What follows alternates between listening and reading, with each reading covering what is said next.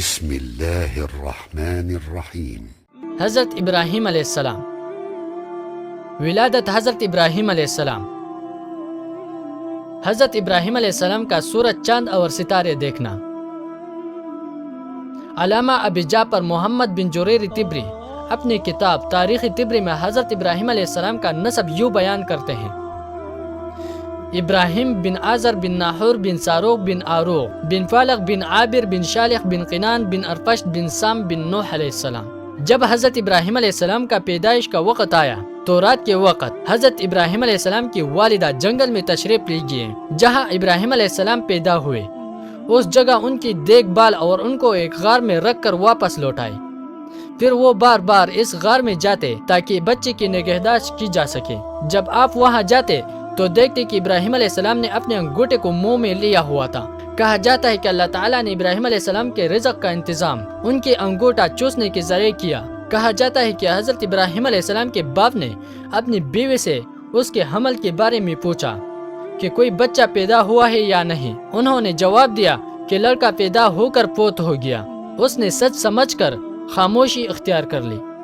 ابراہیم علیہ السلام 15 سال تک غار میں رہے، یہاں تک کہ ایک روز اپنی والدہ سے کہا کہ مجھے یہاں سے نکالو تاکہ میں باہر کے حالات دیکھوں۔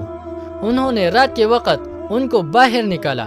ابراہیم علیہ السلام نے زمین و آسمان کو غور سے دیکھا اور فرمایا: بے شک وہ ذات جس نے مجھے پیدا کیا اور مجھے رزق عطا فرمایا اور مجھے کھلایا اور پلایا، وہی میرا رب ہے، اس کے علاوہ کوئی میرا معبود نہیں۔ پھر آپ علیہ السلام نے آسمان کی طرف دیکھا تو ایک ستارہ نظر آیا۔ اسے دیکھ کر آپ علیہ السلام نے فرمایا: یہ میرا رب ہے۔ آپ علیہ السلام اسے دیکھتے رہے یہاں تک کہ وہ غائب ہو گیا، اور جب وہ غائب ہو گیا تو فرمایا: میں غائب ہو جانے والوں کو پسند نہیں کرتا۔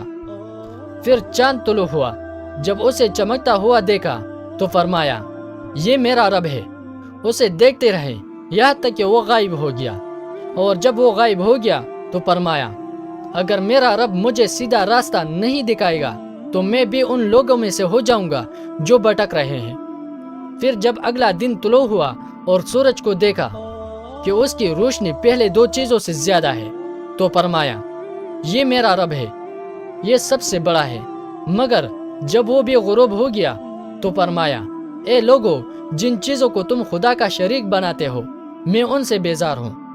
قرآن مجید اس واقعے کو یوں بیان کرتا ہے: وَكَذَلِكَ نُرِي إِبْرَاهِيمَ مَلَكُوتَ السَّمَاوَاتِ وَالْأَرْضِ وَلِيَكُونَ مِنَ الْمُوقِنِينَ فَلَمَّا جَنَّ عَلَيْهِ اللَّيْلُ رَأَىٰ كَوْكَبًا قَالَ هَٰذَا رَبِّي فَلَمَّا أَفَلَ قَالَ لَا أُحِبُّ الْآفِلِينَ فَلَمَّا رَأَى الْقَمَرَ بَازِغًا قَالَ هَٰذَا رَبِّي فَلَمَّا أَفَلَ قَالَ لَئِن لَّمْ يَهْدِنِي رَبِّي لَأَكُونَنَّ مِنَ الْقَوْمِ الضَّالِّينَ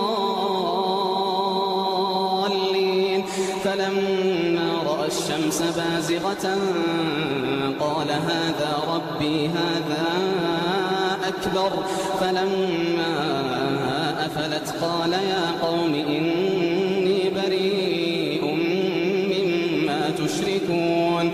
ترجمہ: چنانچہ جب رات اس پر تاری ہوئی تو اس نے ایک تارا دیکھا، کہا یہ میرا رب ہے۔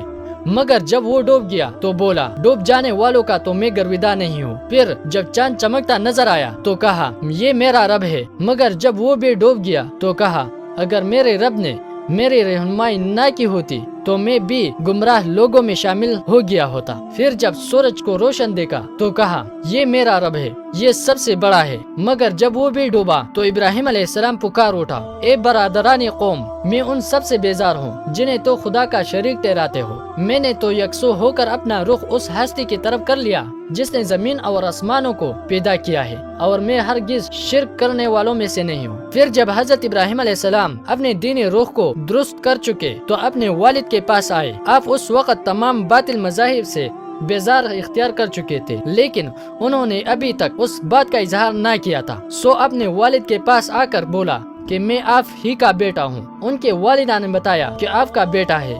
اور ابراہیم علیہ السلام کو جنگل میں چھپانے کا سارا واقعہ بھی بتایا۔ یہ سب کچھ سن کر آزر بہت خوش ہوئے۔ آزر بت بنایا کرتے تھے اور فروخت کرنے کے لیے حضرت ابراہیم علیہ السلام کو دیتے۔ ابراہیم علیہ السلام ان بتوں کو لے جاتے اور فرماتے، کون ہے جو مجھ سے ایسی چیز خریدے جو نہ نفع پہنچا سکتی ہے اور نہ نقصان دے سکتی ہے۔ یہ اعلان سن کر کوئی بھی شخص بت نہ خریدتا۔ پھر آپ علیہ السلام اسے نہر پر لے جاتے اور اس میں اس کا سر ڈبا دیتے اور قوم کی گمراہی کا مذاق اڑانے کے لیے اس سے کہ پانی پی۔ جب وہ نہ پی سکتا تو اس کا معیوب ہونا آپ کے سامنے ظاہر ہو جاتا۔